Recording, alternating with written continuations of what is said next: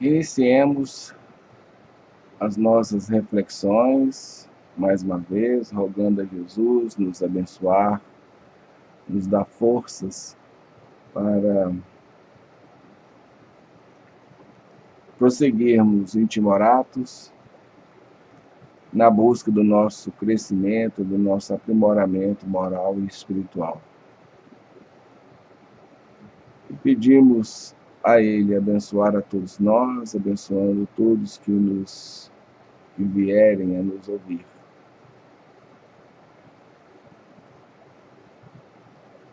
Mestre Jesus, abençoe a todos nós, fortalecendo os nossos corações para os embates necessários que temos de levar a cabo em nossa aprendizagem, em nossos resgates, em nossas necessidades maiores. Dai-nos força, Senhor, para prosseguirmos sem desfalecimento nesta busca tão importante para cada um de nós, que é a nossa maturidade, o nosso crescimento emocional, psicológico e espiritual. Se conosco, Senhor, pois todos necessitamos muito de Ti. Bem, neste capítulo 2, intitulado Clarencio, André Luiz continua, narrando a sua experiência na região designada como umbral. E mais à frente, nos capítulos posteriores, isso vai sendo definido, esses termos que nós já trazemos por antecedência. Essa região umbralina é um verdadeiro círculo, uma verdadeira área purgatorial. Se existe uma região, né, próxima ao que é descrito pelo catolicismo como purgatório, é essa aí. Bem, e aqui ele vai descrevendo, né, a sua situação, tanto seu aspecto físico, quanto sua conjuntura emocional, psicológica. Ele vai narrando aí, e até mesmo, né, o ambiente em que ele se encontra, né, o que ele pôde observar ou perceber por ali. Por isso que eu disse, né, já desde o início, que esse livro ele é muito denso e muito impactante nas suas revelações. Ele realmente, se lermos com atenção, nos abala. E ele inicia o capítulo 2 dizendo, ouvir, né, gritos e exclamações, chamando ele de suicida, de criminoso, de infame, né, e gritos, lamentos que vinham de todos os lados. Eu não sabia precisar de onde estava partindo aquilo. Tanto é que ele vai dizer, né, onde estão esses sicários, né, de coração empedernido, que o coração mal, né, para ficar assim azucrinando ele ou dizendo essas coisas, né, desagradáveis para ele. Quando algo nos apresenta desagradável, né, que mexe conosco, podemos saber que tem um fundo de verdade, porque se não tivesse, aquilo não me perturbaria. Isso é uma indicação da psicologia aí de todos os tempos, né? Quando algo realmente nos comove, assim, comove assim, causa comoção, né, íntima, nos perturba, né, de algum modo, a gente se sente irritado com aquilo, perturbado com aquilo, é porque tem um fundo de verdade. Bem, mas isso nós vamos descobrir, né, na sequência da narrativa. Aí ele vai informar que, às vezes, né, ele enxergava esses seres, essas pessoas, ou seja lá o que fosse isso, de relance. Eles é como se eles estivessem, né, escorregassem, deslizassem, se escondessem naquela treva densa. Então, mais uma vez, ele aponta, né, que a região onde ele se encontrava era de trevas, era de escuridão, né? E aquela escuridão espessa, né, aquela escuridão que quase se tornava palpável, né? Uma experiência que a gente, talvez poucos venham ter tido esse tipo de coisa. Algumas vezes, eu já experimentei, como já morava, a gente morou na roça, às vezes a gente sai à natureza, né? Mas me lembro de uma ou duas vezes no máximo ter experimentado uma situação assim, a gente está naquela escuridão, tão, tão escuro que, né, que parece, gente, não, é uma sensação meio horrível. Realmente, a escuridão, ela nos apresenta ameaçadora. Acredito que tem a ver até com nossos arquétipos, né, de evolução, né, da primitividade, né, a gente enfrentava esse tipo de situações e na escuridão tinha, né, existia vários perigos, né, e isso ficou arquivado, né, nas camadas profundas do nosso inconsciente. Então, quando a gente vive, passa por situações assim, essas reminiscências, né, elas parecem emergir e realmente nos causam grandes impactos. E tanto é que ele vai dizer que o desespero, né, atingiu o auge. Ele ficava tão desesperado assim, parece que ele ia explodir, né? E ele, mobilizando as energias, as forças que ele tinha, ele esmurrava o ar, né, nos paroxismos da cólera. Então, a gente vê que ele é uma personalidade irada. Nós temos alguns grupos de personalidade, nós poderíamos dividir a humanidade em 9 grupos de personalidades bem distintos. Cada ser humano se encaixa em um desses grupos de 9 personalidades. Em uma delas, né, a personalidade número 1 é a da ira, né? A sua paixão é a ira. Nós temos um trabalho em torno desse assunto. Quem se interessar, né, pode entrar em contato, que a gente pode dar alguma orientação ou passar o link de alguns áudios que nós temos, né, ou até, se houver solicitação, a gente pode até deixar na descrição, né, do vídeo os links para alguns desses trabalhos que a gente fizemos, né, nesse sentido. Bom, aí ele continua descrevendo que gargalhadas sarcásticas, né, feriam seus ouvidos, né, enquanto ele divisava, né, alguns vultos negros que desapareciam naquela escuridão ali. E ele vai trazer uma fala aqui que é muito interessante ou muito importante para nós, né?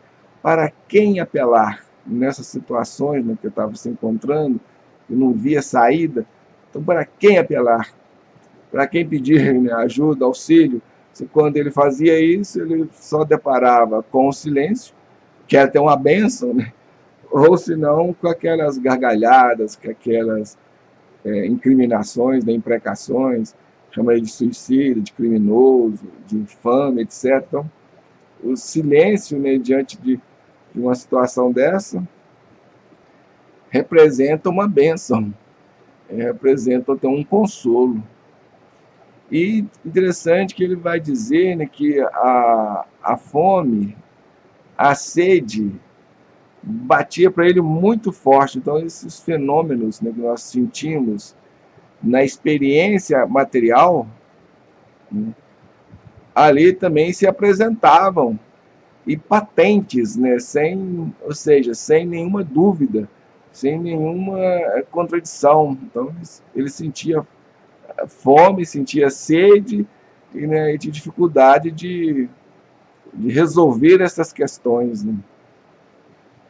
Aí ele vai se descrever, né, não só sua situação, mas o seu aspecto, né, de modo geral, né?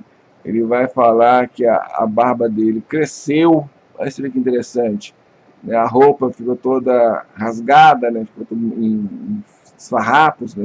Mulambos, né? E por mais que ele se esforçasse para ter resistência, para resistir, né? Lutar contra toda aquela situação, ele já começava a se baquear, né?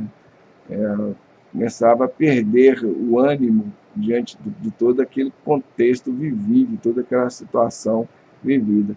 E aqui então ele vai narrar, né, esses sentimentos que passavam por ele, né, e é muito interessante. Depois vocês deem uma lida aí com calma para o vídeo, né, leia aí, ou quem tiver o livro, né, dê uma lida aí, que realmente vai narrar aí a sua situação, até a situação do contexto onde ele se encontrava, daquele lugar, daquele ambiente, né?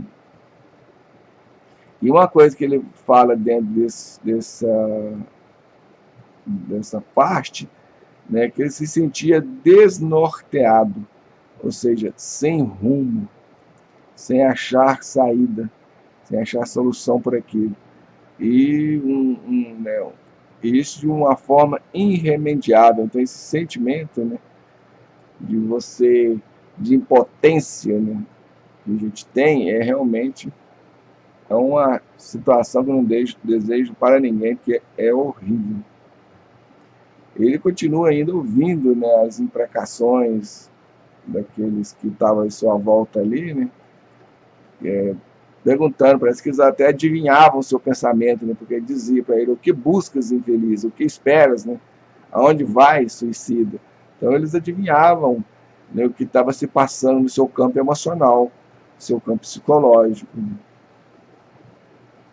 E essas objulgatórias, essas exclamações, né, essas palavras contundentes, né, que eram repetidas, né, incessantemente, perturbavam ele, ele se sentia perturbado, ele se sentia, né, realmente mexido com aquilo. Ele tentava até criar resistência, né, ou até contradizer essas coisas. Essa é uma situação interessante que nós também fazemos muito em nossa vida. Então, quando alguém nos fala algo, principalmente alguma coisa que mexe conosco, que nos perturba, a gente automaticamente quer contradizer aquilo, a gente quer contrapor aquilo. Nós criamos uma resistência àquilo. Em vez de nós termos uma postura diferente, a gente ir procurar investigar se aquilo que está sendo dito tem um fundamento, tem uma razão de ser, tem uma lógica, se aquilo realmente faz sentido.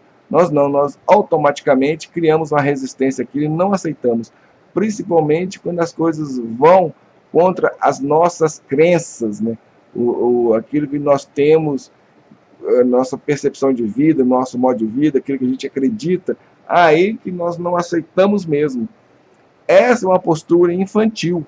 Imagina um cientista que quer descobrir qual é a verdade, qual é a realidade das coisas. Se ele tiver esse tipo de postura, não vai descobrir nada. Um inventor, por exemplo. Então, a gente tem que ter uma postura contrária. Quando alguém nos diz alguma coisa, né, a gente tem que ponderar no bom senso daquilo, na fundamentação daquilo, se aquilo faz sentido, se aquilo tem lógica, se aquilo realmente, né, é verdade ou não. A gente tem que investigar, a gente tem que pesquisar e não simplesmente rejeitar aquilo porque não concordo. Eu não concordo com o que você diz e ponto final. Não concordar, tudo bem, eu posso não concordar. As pessoas me falam as coisas e não concordo com elas, mas pelo fato de eu não concordar não significa que eu deva deixar de investigar, deixar de pesquisar, deixar de procurar saber se aquilo é real, se aquilo é verdade, se aquilo tem fundamento ou não. São coisas diferentes. Então, é a postura de uma pessoa mais amadurecida. Não estou falando que eu sou maduro, né, de jeito nenhum. Quem me dera, até gostaria de ser, né? Ainda tem muitas coisas de infantilidade em mim. Eu estou procurando vencer, né? E é uma luta árdua que vem já de longo tempo, né? De hoje não. Já tem mais de 30 anos lutando contra as minhas coisas. Muitas vezes a gente, né? Já passei por situações de me sentir até assim, desistir dessa luta, porque parecia que não ia ganhar nunca, vencer nunca. Até que vai aprendendo aos poucos, né? A se aceitar, né? E vai por aí. Bom, mas não vamos nos estender muito. Bem, uma coisa interessante que ele, quando ele tenta rebater, né, essas críticas que ele ouvia, essas objulgatórias, ele vai relembrar, né, o seu trespasse, quer dizer, relembrar aquilo pelo qual ele vivenciou, pelo qual ele passou, né, e aí vai dizer uma coisa interessante. Ele vai lembrar lá, né, da operação, né, aqui ele descreve tudo que ele né, suas rememorações, depois vocês leem aí, mas dentro disso, né, ele vai falar lá das injeções, da operação, da luta dele, aquela coisa toda, né, e por fim ele vai relembrar a última cena que precedeu o grande sono. Isso é uma coisa muito interessante. Vários espíritos relatam isso, né, que na morte, muitos, nem todos, não significa que isso é algo que vai acontecer com todo mundo, não, sem exceção. Como eu falei, como dissemos antes, né, a desencarnação, assim como muitas coisas da nossa vida, variam infinito de acordo com cada um. Mas muitos, né, quando nesse processo de desligamento, né, desse corpo espiritual, né, do corpo físico, da consciência, né, desligamento da nossa consciência do corpo físico, eles relatam isso. Um sono, a pessoa cai num sono e dorme. Então não se apercebe do processo. Aí ele vai despertar, né, já naquele quadro, naquela região, naquele lugar ali. Então, assim, é muito interessante isso, porque como o universo ele é regido, né, por leis de sintonia, nós estamos já sintonizados desde a Terra com essas regiões espirituais, né? Porque essa é uma questão de sintonia. O corpo físico, né, ele nos posiciona, nos coloca, né, dentro de um espaço e de um tempo determinado. Mas o nosso corpo espiritual não. Então, nesse momento aqui agora, por exemplo, pelo tônus vibratório, que cada um de nós tem um tônus vibratório, né, tem um padrão vibratório. E esse padrão vibratório nos coloca em sintonia com essas regiões, né, com essas dimensões mais sutis. Então, quando a gente se desprende do corpo físico, nós já vamos automaticamente para essas regiões, para esses lugares, né, se não recebemos a misericórdia e nem o beneplácito, né, do amparo da espiritualidade maior. Então, é onde ele vai dizer que ele se despertou naquela paisagem úmida, então úmida, escura, né?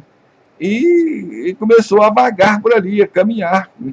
E caminhar, que uma caminhada que não tinha fim, né? Parecia não ter termo, porque caminhava, andava, e parecia chegar a lugar nenhum.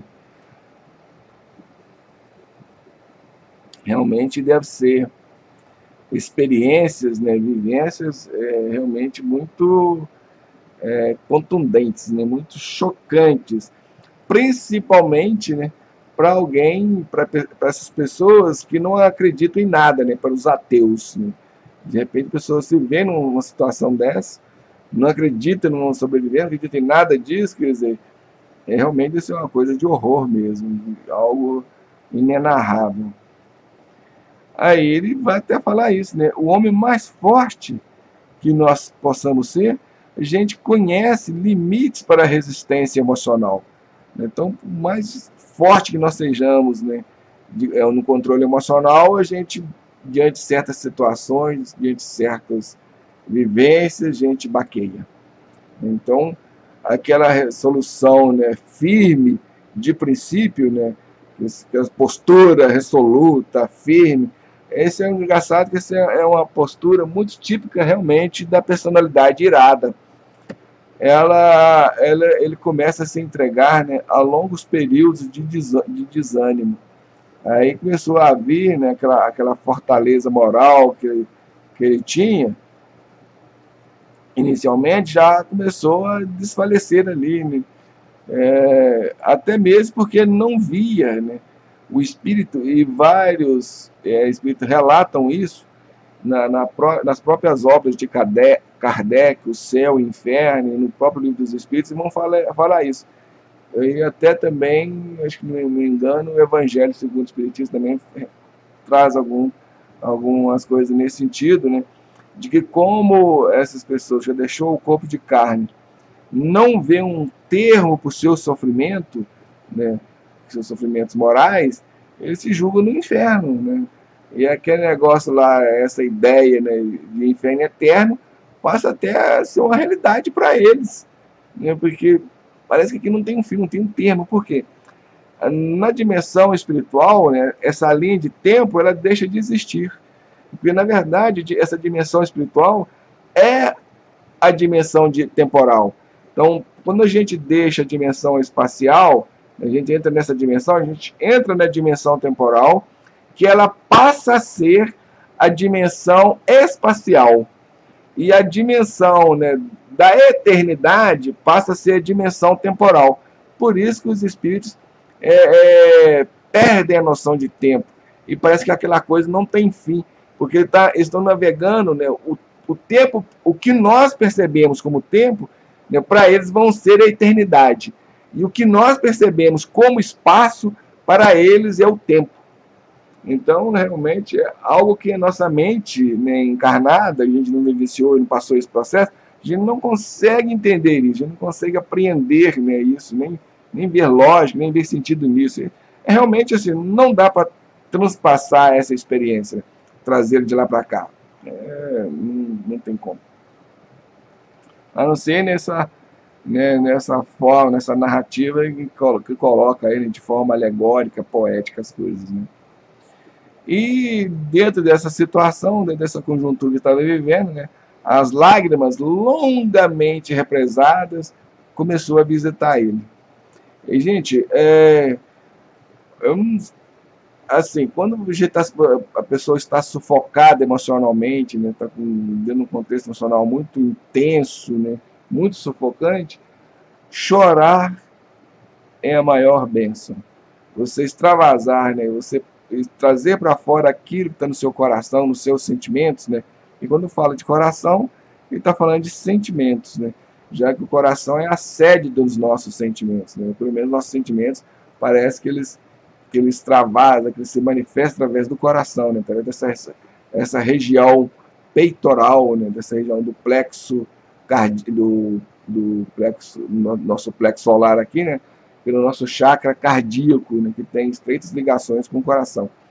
Então, quando a gente extravasa isso, né, para fora, a gente coloca isso para fora, seja através de palavras e principalmente através do choro, né, das lágrimas, é realmente aliviador.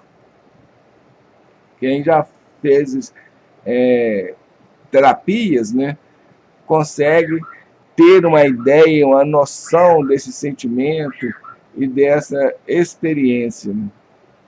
E mais uma vez ele vai, né, indagar, né, a quem recorrer, a quem pedir auxílio, se tudo que ele já tinha feito não conseguiu.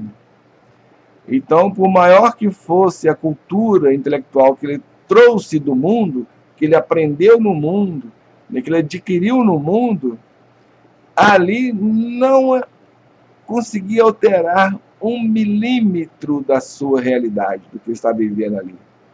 Aqui nós estamos falando nos áudios anteriores, né, que essas questões horizontais, diante da realidade da vida, né, diante da eternidade, elas se calam, elas se silenciam, porque elas não dão respostas, elas não trazem soluções, né? E os conhecimentos que ele tinha, né, ante o infinito, ante a eternidade, né, pareciam pequenas bolhas de sabão, quer dizer, tudo ilusão, né, coisas que vazias, né, que não dava sustentação, não preenchia, né, são bolhas de sabão, levadas ao vento impetuoso que transforma as paisagens. É uma forma muito poética, né, de colocar aquilo que ele estava vivendo, essa realidade tão dura, né, que ele está narrando. Aí depois, quem quiser ler isso aí, né, essa passagem é muito interessante. Nós também vamos, né, só pensar algumas pequenas coisas. Né, ele vai falar, né, do ser essencial, né, que todos nós temos um ser essencial, que não é o nosso corpo. Esse ser essencial que sobreexiste, sobrevive a tudo, né? Então, a morte não o alcança, né? Seja aqui ou além, né? Todos nós temos uma essência. Nós temos uma personalidade, mas também temos uma essência. E ele até se indagava, né, a ele mesmo: será que eu estou louco? Será que eu enlouqueci? Né? Será que eu estou desequilibrado? Estou sonhando? Estou num pesadelo? Mas quando ele se questionava, ele encontrava a consciência vigilante, esclarecendo que não, porque ele se percebia como ele mesmo. Então ele percebia os seus sentimentos, ele lembrava da cultura que ele adquiriu na experiência material, ou seja, né, aqui na carne, enquanto na carne. Então ele dava conta de si. O que ele fez, né, toda a sua vivência, não perdeu. Não, as suas memórias estavam ali presente, né? A presença de eu estou aqui, né? Eu me existo, isso continuava. Então ele se dava conta ainda como André Luiz, né? Como aquela personalidade, como aquela pessoa, como aquele ser que viveu, né, na Terra. E é interessante que ele vai dizer, né, que as necessidades fisiológicas continuavam ali sem modificação. Então ele é castigado pela fome, né, por tudo isso que afeta o nosso organismo físico, né? A sede e até as questões emocionais, né? Então o abatimento progressivo, né? O abatimento emocional começou, né, a cair sobre ele e se sentir, né, exausto, cansado, né, esgotado de tudo aquilo ali. Ele continua narrando aí, continuando também descrevendo, né, algumas situações aí bem pitorescas, né, do lugar onde se encontrava, né? Então a gente vê falar e fala, não existe essas coisas. Ele está narrando aquilo que ele viu lá, né, do que ele percebia por lá, tá vendo? Passava por ali, né, quais feras insaciáveis. Então ele vai dizer que eram quadros de estarrecer, de deixar louco qualquer um. Então, e ele só está dando uma pincelada no que ele viu, hein, gente? No que ele percebeu, hein? No que ele vivenciou. Imagina se eu fosse narrar, né, ipsis litteris, aí é algo que, né, nem é bom também para nós, né? Porque isso também nos afeta, né, de alguma forma. Então, o desalento ganhava certo assento, né, no seu campo, né, íntimo, no seu campo emocional, psicológico, e ele começou a lembrar, né, que deveria existir um autor da vida, né? Então, tipo assim, puxa vida, diante de tudo isso, tem que haver um Deus, né? Na verdade é isso, né? um Deus, mas como ele era um ateu, ele falou assim, bom, ele não chamava, né, de Deus, é o autor da vida. Então, seja onde for, seja como for, seja de que maneira for, né, esse autor da vida deve existir. E o interessante é que essas simples ideias o confortou. Olha só que coisa muito interessante. A simples ideia da existência de Deus, né, levou a ele um certo conforto. E ele vai falar, aqui fica mais ainda claramente definido, que ele era ateu, né, porque ele detestara as religiões do mundo. Mas diante daquela situação ali, né, essa ideia de Deus e as ideias propostas pela religião, quando ele lembrou delas, né, ele experimentava agora ali a necessidade desse conforto místico, né, porque a religião, quando ela não se transforma, né, em algo prático para nós, que nos ajuda a mudar, nos ajuda a transformar, ter uma postura de vida diferente, a religião só não passa de misticismo. Então, na verdade, nós somos mais místicos do que religiosos. O religioso é aquele que, tomando dos ensinamentos de onde, de qual não importando, né, qual linha, qual igreja, ou qual, né, religião for, né, aquilo não importa se a pessoa é budista, maometano, janaísta, não importa a religião, né, mas os ensinamentos, né, que ele ofere ali, que ele adquire ali, ele tem que viver de acordo com eles, ou seja, a sua vida tem que se transformar naquele sentido. E se ela não for transformadora, né, se for uma coisa de superfície, né, e como diz o povo hoje em dia, não praticante, né, aqui não passa de misticismo. Então não adianta eu ir à igreja, continuar fofocando, falando mal da vida dos outros, preocupado com a vida alheia, né? Fazendo intrigas e realmente seguindo contra os ensinamentos que eu estou tendo. Então, o que adianta? O que resolve isto para mim?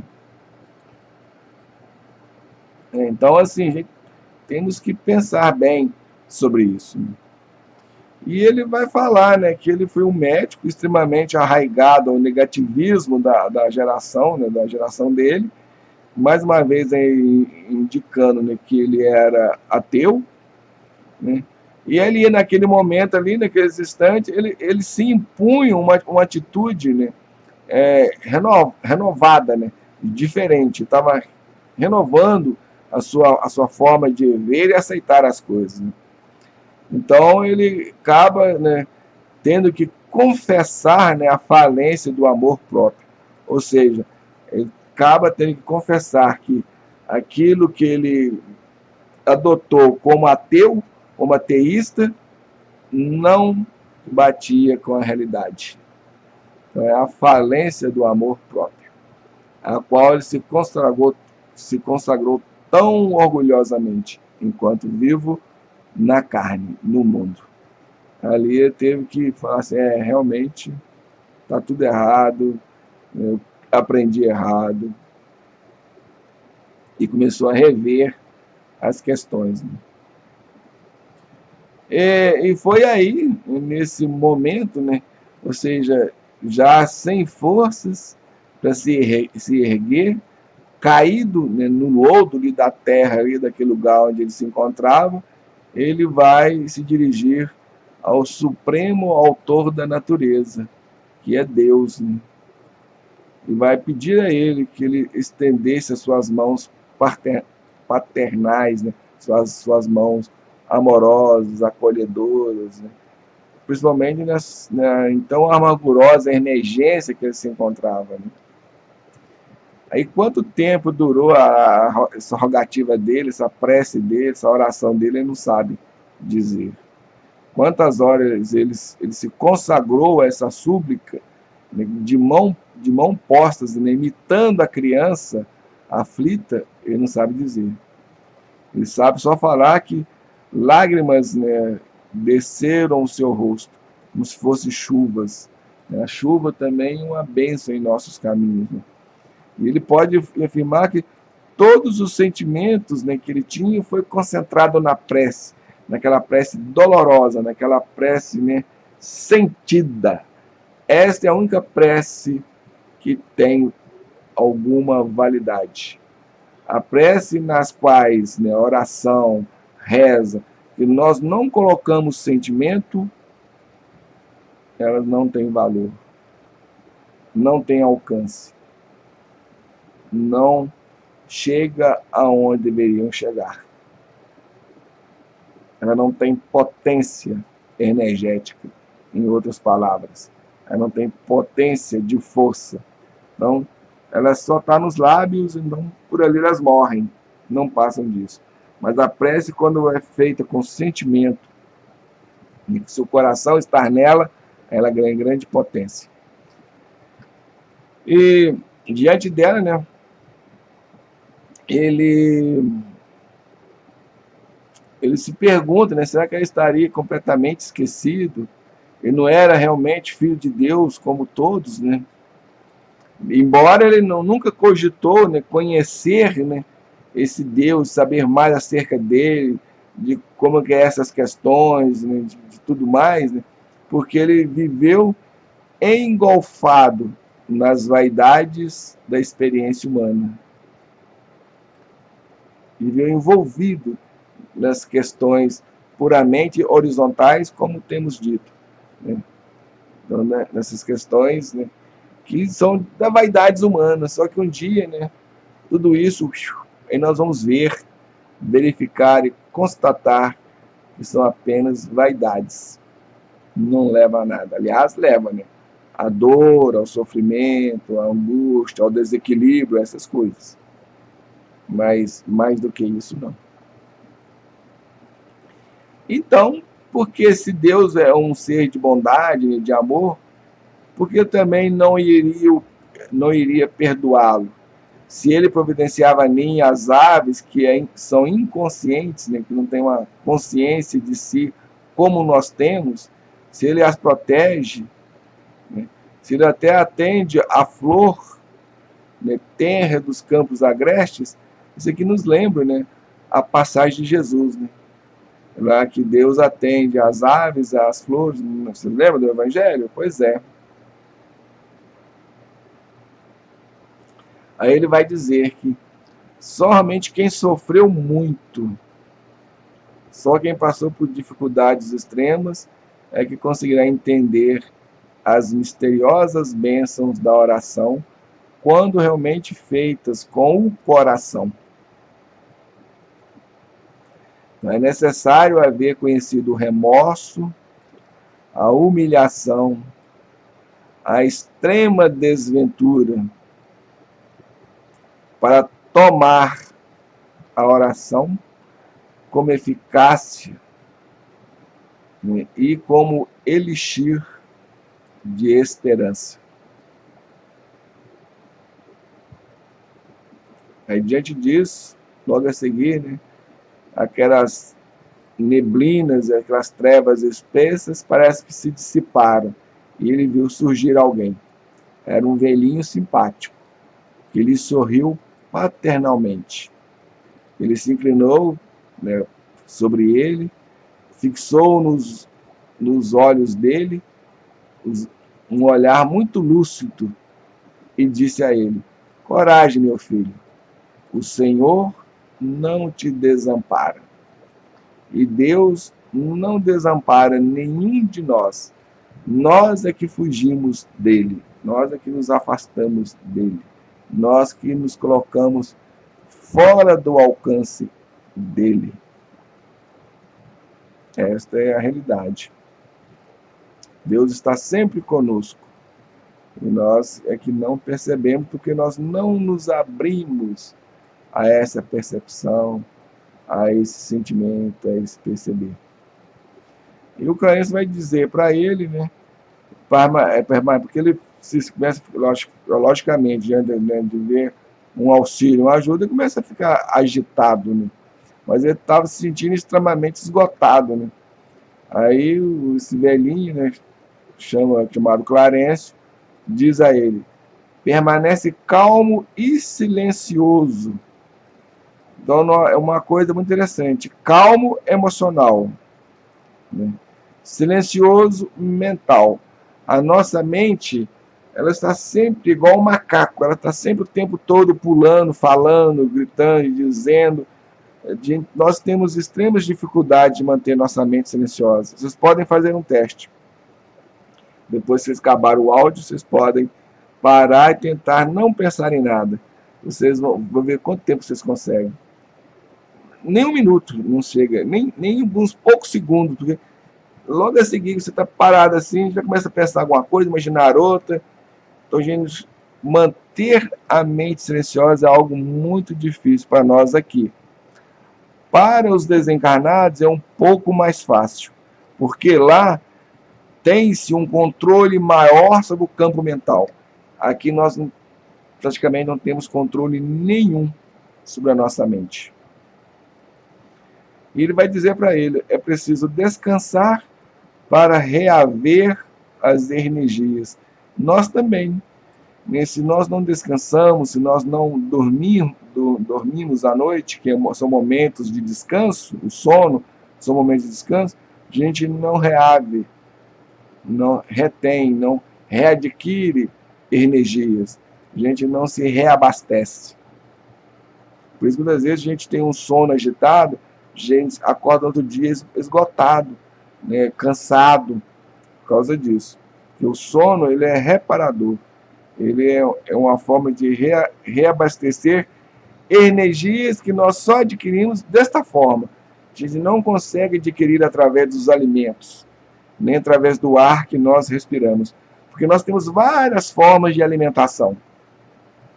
Então, vou citar agora para vocês duas. Aliás, estamos citando três, porque um é o ar, ele é um alimento para nós, o ar. Tanto é que se cortar esse alimento nós morremos. O outro é o alimento grosseiro, que é aí, o alimento propriamente dito material, o arroz, o feijão, a mandioca, a farinha, a carne, essas coisas todas, esse tipo de alimento. E apontamos aqui, mais uma forma de alimentação, que a gente adquire ou que nós nos alimentamos através do descanso, do descanso e do sono. Então, existem outras formas de alimentação que, nos capítulos adequados, e quando o assunto voltar à tona com mais precisão, com mais vagar, porque isso vai vir aí para frente, a gente falaremos sobre eles. Bem, aí então ele vai falar para dois companheiros que estavam acompanhando o Clarencio. O Clarencio vai dizer a eles, prestemos ao nosso amigo os socorros de emergência. Então, naquele momento ali, naquele lugar, o André Luiz já recebeu certa ajuda, certo auxílio, para ficar mais tranquilo, mais calmo, uma certa, vamos dizer, ele foi alimentado ali um pouco para suportar a viagem. Então, muitas vezes a gente passa desapercebido esses detalhes para nós. Então, ele recebeu ali socorro de emergência e logo a seguir, alvo lençol foi distendido ali mesmo, sobre a lama, sobre aquele lodo, sobre aquela sujidade, e a guisa de maca improvisada, ele foi colocado nessa maca e foi transportado. Então, ele foi retirado daquela região onde se encontrava. Bem, é isso. Esperamos que vocês, essas nossas reflexões, tenha e venha a ser útil de algum modo, possa despertar em vocês aí novas percepções acerca desse livro, e quando tem despertado para nós. E vamos finalizar pedindo a Jesus nos abençoar, nos proteger e nos guardar hoje e sempre.